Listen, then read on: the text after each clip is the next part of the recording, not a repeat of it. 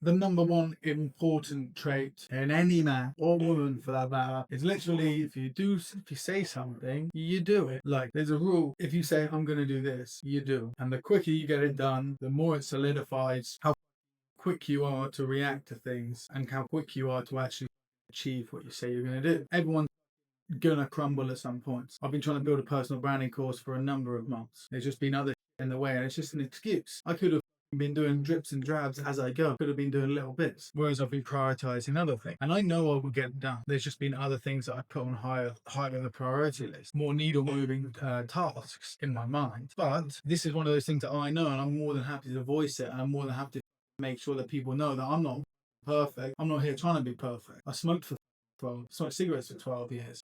Went bankrupt last year, went broke twice, I've been living with burnout for 2 years. Like, my shit is far from fucking perfect. But I know that the majority of the time when I say something, I'm going to do it. Because I don't want people to disrespect my time. Because if I disrespect my own time, my own thoughts, and my own words, then how can I expect anyone else to respect fucking anything that I say or do? I've had this a lot recently with people. I'm coming down hard on the hammer when people have bad communication skills. Because communication is the only skill in my mind that you actually need. You can very far with just communication. You can be a blundering, clumsy mess, but good communication skills, you can get to where you want to be. And this really comes down to just people don't want it enough. People don't give a no one actually cares that much. If they wanted to care, for example, if you wanted to move to Bali, all you've got to do is get your head down at work. Let's just say you make £2,000 a month at work. Let's just say your outgoings are £1,000, but you have to live real cheap. Even if it's 1,500. Say you save £500 a month, which most people will not do. If you go 1 year, and this is longer than you'd even need to. Like whenever I've done it before, I've just got multiple jobs so I could earn more money, so I could stack more paper. Because once you start stacking a bit of cash, it soon accumulates. Like you'll be surprised. As soon as you get above 10, you're like, oh, that's getting quicker and quicker and quicker because your mindset changes. It's your how you deal with money changes. But still, let's just say 12 months. You save £500 a month. You stay system with it. You got £6,000, right? That's assuming that you do nothing else, you don't have an extra job, and you make £2,000 a month. £2,000 a month is not a lot of money to make. And that's assuming that you spend 75% of it every month. So in 1 year, you could have £6,000. £6,000 you could live in Bali for 6 months. You'd be cheaping it for sure, but you'd be cheaping it in the gym, you'd be cheaping it on food, you'd be cheaping it on bike, you'd be cheaping it on everything. But you're around other people, and this is the main thing, you're around people who getting after it. And this is another thing that people fall into, is that they come here, they save their money, they do this, they come up with a plan, then they meet people who are also doing it, but what they don't do is they don't take it as seriously anymore because they're in the promised land, they're in the place they wanted to be, they've ticked off that box on the list, and that's where the work actually starts. And everyone does it. You come here, you're like, this is sick, I'm gonna do Muay Thai for a bit, I'm gonna play paddle. It's like Bali life can way. You haven't just earned Bali life because you saved up some money. That isn't sustainable. You have to be able to live Bali life. You have to be able to earn enough money to make Bali life a reality every day of the week. You don't just come here with a few quid in your pocket and think, I'm good. And just to go back to the saving money thing, like when I came to Bali the first time, in 6 months I saved 10 grand. I was door knocking. Again, sales. And I was living lavish at the time. I was living like a clown. Just bought a whip, drinking all the time, doing exactly what I wanted. And then all I did was started door to door. I stopped drinking and I hopped on the tools on the weekend. So I was able to save 10 grand real quick. I think it was less than 6 months, more like 4 months. Like you can do quick if you really want it. And this is why I know like my mindset is very different to most people's, because like I might not be the best at everything. I might, there's some areas in my game that aren't that strong, say, but I know I'll put in the work every time. And for me, that's enough. I know that when it really comes down to it, I can dig my heels in, I'll scratch, I'll claw, and I'll dig my way out of that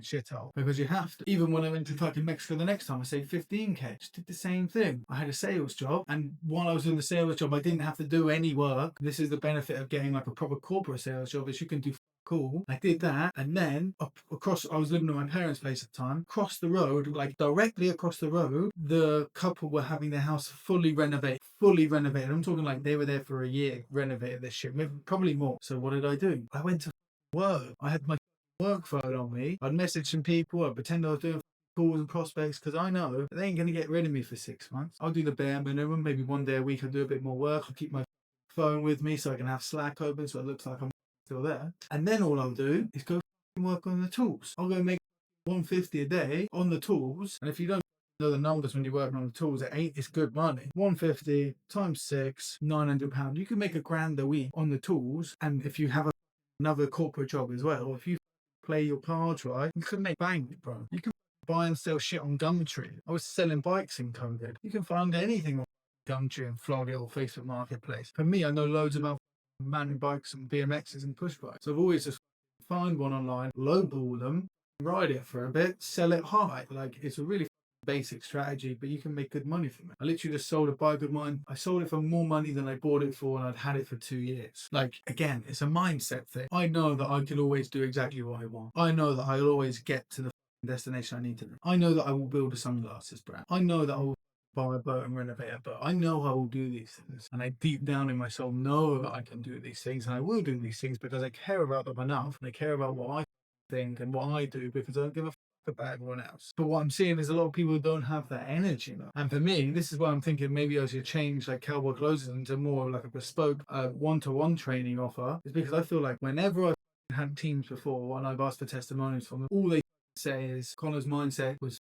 penetrable. That I learned not only like from sales, but the mindset side of what I learned from Connor was ridiculous. No excuses, no victim, no nothing but work. And you work until you get the outcome. And I will hammer people to the day they die, because I know if you hammer a nail and it doesn't break, it will be there for ever. It's just a military standard, military tactic. You break people down and then you build them back up. That's my whole ethos. The same on a sales call, the same in life. I'm going to break you and I'm going to build you back up to be the person you need to be. And if you can't handle that process, then fine. You're not meant to be anyway. You're a bad fit. You can't handle my style, because leading like that is not many people can handle it. This is why the Marines and the SEALs and the SAS and all that shit, this is why they're gnarly blokes, because they can handle getting pulled apart. They can handle getting ripped to shreds and broken down into fine dust, because then whichever service, they'll all build them up as a weapon, as a man mount, and they'll just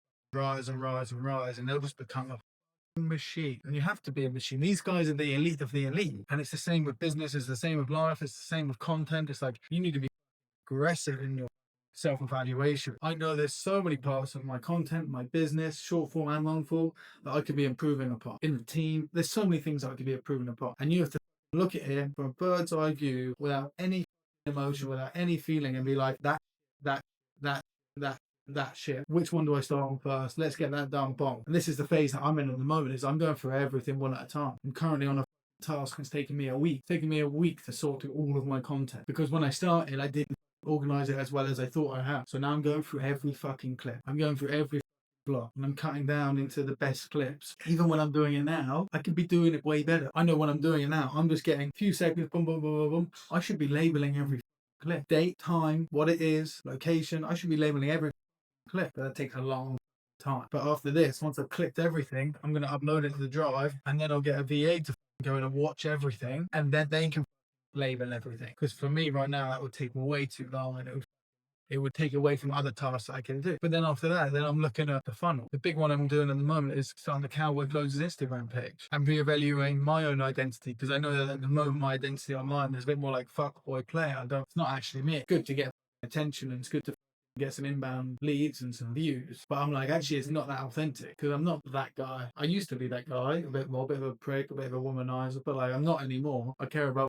personal growth, I care about my own thoughts of my life, I care about my health, my friends, I care about my business. So yeah, I'm just like transitioning a little bit, but you've got to change, you've got to test, you've got to do different things. Started out with going heavy cigarettes, then we plateaued at 95k, then we went a little bit more like, women focused. Now we're at 117k, so we've grown like what, 22k or something since changing the strategy. Now we just change it again. Some people will do the same thing forever, and they'll just continuously grow. They'll just eat food all the time, and they'll video it, and they'll grow. It's not really my style. I don't want to smoke forever. I'm always having a new season, always having a new change, always trying something new. And this is why I see a lot of creators, they'll like get bored, or they just won't do anything exceptional, because they'll just stay in their lane. Like Mashtag went from doing burger reviews to buying in a lot, to moving to Thailand, to doing all this shit. I'm like, he's just bong.